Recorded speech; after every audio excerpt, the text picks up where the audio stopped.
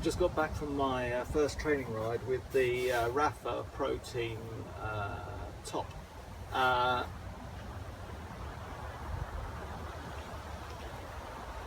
There it is. It's a couple of just first impressions really. I'll do some close-up shots and probably cover them, overlay them here. Today is it's autumn and it's about 10 degrees Celsius. I don't know what that is in old money, but anyway, 10 degrees Celsius. And it's a little bit sunny now, but it was overcast earlier and it's been raining. I would call it light rain for about half an hour of my ride. I'm basically wearing the jacket just with a Helly Hansen very lightweight base layer, and I would say I wasn't really all that warm. This is the kind of top, this is the kind of jacket that you need to be exerting yourself, riding quite hard to be warm in.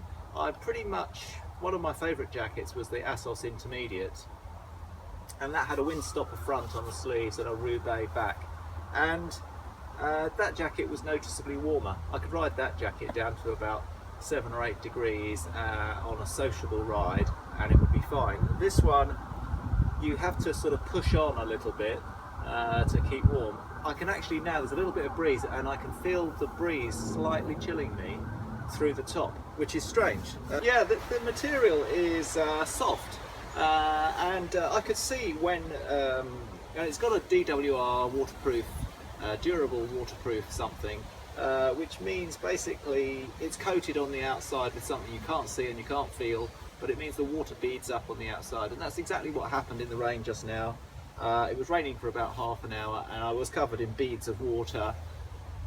Obviously it wasn't getting through, but I still felt pretty cool, going back to the fact that this top just seems to be cool all the time, which I think is a good thing. If you're buying the top, I think the reason you want to buy this versus a hard shell is that you do want to go for it and ride pretty hard, and you don't want to boil up inside the jacket. Okay, I'm going to go inside and take a few shots, the close-ups, the features, the zips, the pockets, and have a look at it and see, perhaps get to an overall conclusion. Okay, well, here we are back indoors, and let's have a look in detail at some of these features. Where should we start? Zip is as easy as any other. It is a plastic zip. It looks rubberized either side. Whether or not it is exactly waterproof, I can't tell you, but I strongly suspect it is. Certainly works very well. Obviously, as usual with these Rapha things, it's got a nice little what they call a zip garage here. I'll get out of the light. Zip garage, so that this doesn't come up and bother your chin. It isn't an offset one, it's comes straight up. You can see you've got these little details. These aren't reflective, and I wonder how long they're going to last really, through a couple of washing cycles, but there you go, you're gonna look cool for the first few times. Little hook. Forçats de la route. Slaves of the road, I think.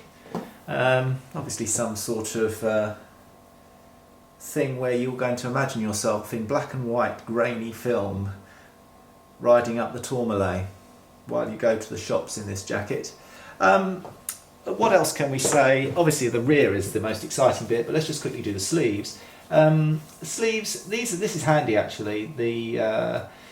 You can get this over a gloved hand. I suspect it's a sort of a pro feature because it means it's easier to put it on while you're riding, and then obviously you can zip it up. The other thing I noticed about this is when you're riding, if you open it up, you can get some breeze coming up there to stop the boil in the bag effect. Okay, let's just flip it over and have a look, because this is pretty much where all the action is. You've got 3 main pockets. This one seems to be covered in, I suppose, a sort of PVC, hard PVC, obviously to take spray from your rear wheel. This one has got the sort of high visibility treatment. Interesting, the first time I've ever seen on a waterproof jacket, they've got holes in the bottom, and I think these holes are so that water does not accumulate in your pockets. They must be very confident about how waterproof this material is. There is a little side zip pocket which has got, in Rapha style, some writing in there, and the writing is mainly about being on the road, back to those grainy pictures of you going up the Tourmalet. The only other thing to say about the pockets is this side has got an earphone hole, which I think is quite a nice feature. I know it's not very fashionable, but I actually I have my headphones in when I'm riding my bike. I